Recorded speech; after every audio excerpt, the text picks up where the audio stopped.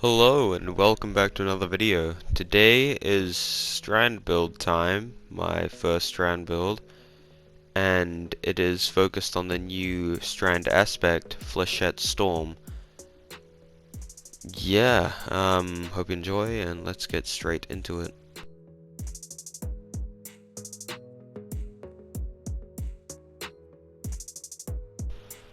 I'm using the Berserker Titan Strand subclass with Towering Barricade, Catapult Lift, Frenzy Blade, and Grapple. These two are interchangeable, and I prefer the Grapple because of its mobility and the melee attack, but you can run whatever you want. My aspects are Into the Fray and Flechette Storm being the new strand aspect you receive by completing Nimbus's mission on Neptune. Into the Fray makes it so that destroying a tangle or casting your super grants woven mail for nearby allies, and while you have woven mail, your melee regeneration rate is increased.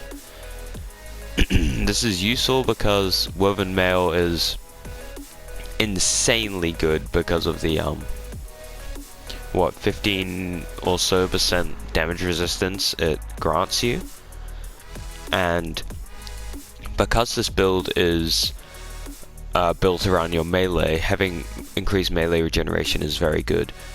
Flechette Storm makes it so while sliding, activating your charged melee ability makes you leap into the air, knocking nearby targets away and dealing damage. While airborne, if you activate your charged melee, you launch a cluster of damaging, unraveling projectiles.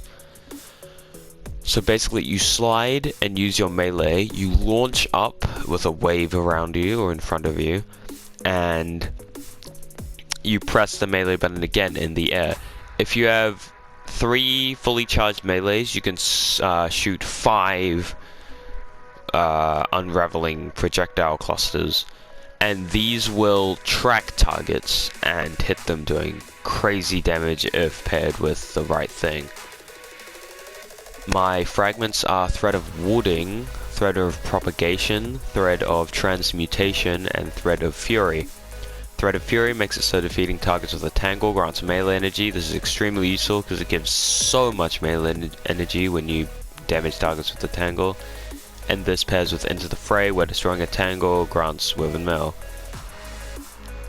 Thread of Transmutation makes it so that while you have woven mail, final blows create a tangle. Again, you want to create as many tangles as possible, so to get woven mail and to get melee energy. Thread of Propagation makes it so that powered melee final blows grant your strand weapons unraveling rounds. If you're going to kill stuff, you might as well get unraveling rounds, but this you can switch with other things if you want to. And Thread of Warding, picking up an Orb of Power grants woven mail. Because of the armor charge system we are in now and the amount of orbs of power that are being generated, this is worth the -10 resilience, because of how you'll have woven mail all the time, basically. Now my mods are, on my helmet, I've got Heavy Ammo Finder, Hands-On, and Harmonic Siphon. Hands-On can be changed for anything. Heavy Ammo Finder, if you want Special Ammo Finder, that as well. And then Harmonic Siphon, Rapid Strand Weapon, Final Blows, create Orbs of Power, that's a given. Then on my arms, Heavy-Handed and Melee Kickstart, because melee build you want Orbs of Power from melee kills, and when you have armor charge, using your melee grants melee energy. On chestplate, anything really charged up is very useful because of the increasing the max stacks of armor charge and melee damage resistance, because I'm getting close up, but you can change this for anything else. On my legs, I've got Strand Weapon Surge, Invigoration, and Stacks on Stacks. Stacks on Stacks is really useful. Picking up an Orb of Power grants you 1 additional stack of armor charge. Invigoration, reducing melee cooldown each time you pick up an Orb of Power, is really useful. And then Strand Weapon Surge is also very useful. Now this, you could switch with Elemental Charge, because destroying a Strand Tangle can give you an armor charge.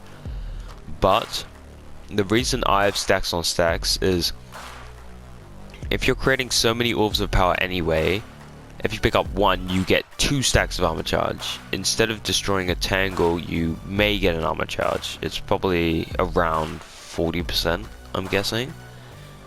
So this is probably better, and because of its energy cost, Bungie probably thinks it's better as well. But this is very useful in game modes like PvP to get armor charge really easily. On my mark, I've got time dilation, your decaying armor charge is a long duration, powerful attraction, where collecting automatically collects nearby orbs of power when you activate your class ability, and outreach reduces melee cooldown when using your class ability. This is just so you have more time to use your Strand weapon boost.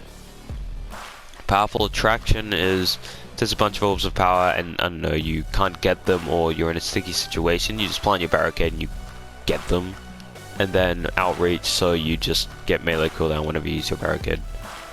The weapons I'm using are Quicksilver Storm, Judgment of Kel'Garath, and Circular Logic.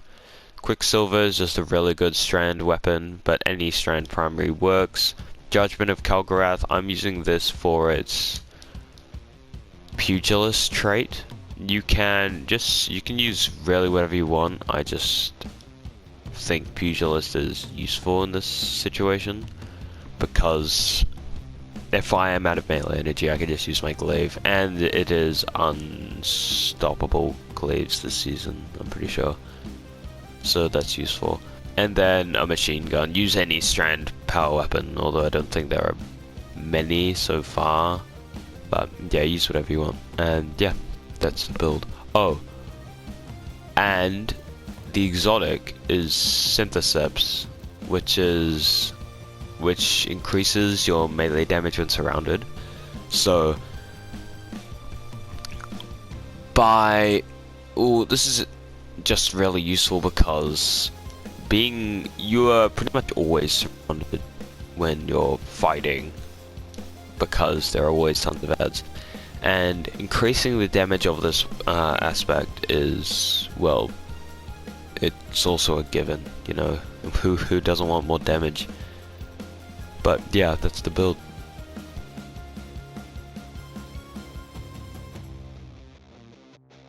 The artifact mods I recommend for this build are Unstoppable Glaive if you're using a glaive, then Authorized Mods Strand and Melee, Improved Unraveling, which increases the amount of damage dealt by unraveling a target, because the melee does unraveling projectiles, and because you get unraveling rounds for your weapons, this is really useful.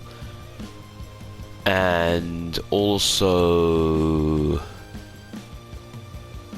Strand Soldier, your Strand weapons gain unraveling rounds whenever you gain woven mail. This makes it so that you can take off the unraveling rounds aspect and put on something else if you have this. And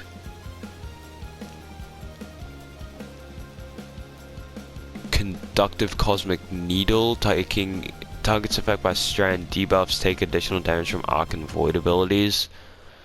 So with this you can assist your teammates and give them a damage boost against targets.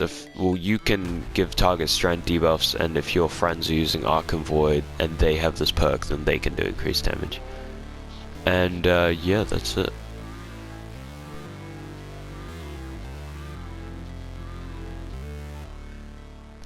So basically the build works like this. Flechette Storm is a ranged Strand melee aspect, which has tracking unraveling rounds that go and hit targets. Therefore, you mostly want to use it at range, even though it specifically states that there is a shockwave that deals damage to opponents. I think dealing damage at range is the most useful, but also while surrounded by combatants or while bionic enhancements is up. You don't have to, but the increased damage is very useful. But basically, you use your melee, you use Flechette Storm, and use all of its projectiles basically until your melee is gone. After that, you should have orbs of power on the floor. You pick them up, and you get armor charge, increasing Strand weapon damage, giving you woven mail, and yeah.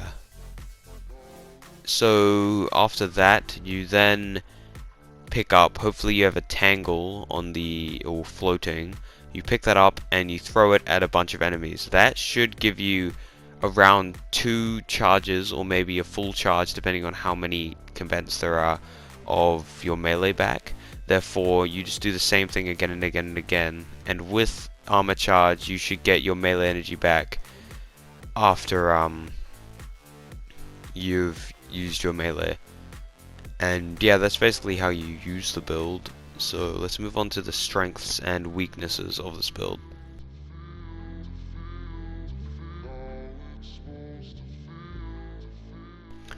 So the strengths of the build. Now this build is very versatile in the fact where you can use your melee at long range instead of your grenade, which, yeah, makes it very useful in every situation basically. You can use the melee for close range or long range, whatever you want. And it's good at ad clear because of the unraveling rounds tracking multiple targets. And it's good at single target damage as well, since all the unraveling rounds can all hit the same target. And then with the Synthoceps on and being surrounded will increase the damage even more. So yeah, I'd say it's a very good build, and you can use it in basically every situation. But let's move on to the weaknesses. So this, by being in the air and being stationary in the air, you're prone to get attacked more often, or I guess if enemies with snipers or big damage target you, then you're kind of screwed unless you have woven mail on. Even without it, even like on master difficulty or grandmaster, you might be very open to attack, so that I would try to be careful of. And since it's not a suspend strand build, the anti-champion capabilities are a lot lower. Because you can't suspend at all unless you have a suspend grenade, you can't deal with unstoppables. You can deal with barriers with unraveling rounds, I'm pretty sure, but strand cannot deal with overload at all. So basically, against champions you have to be careful with this build and more, I don't know, have weapons, anti-champion weapons instead of abilities, because yeah, unraveling rounds and barrier champions are basically the only thing you can have. So yeah, be careful with that.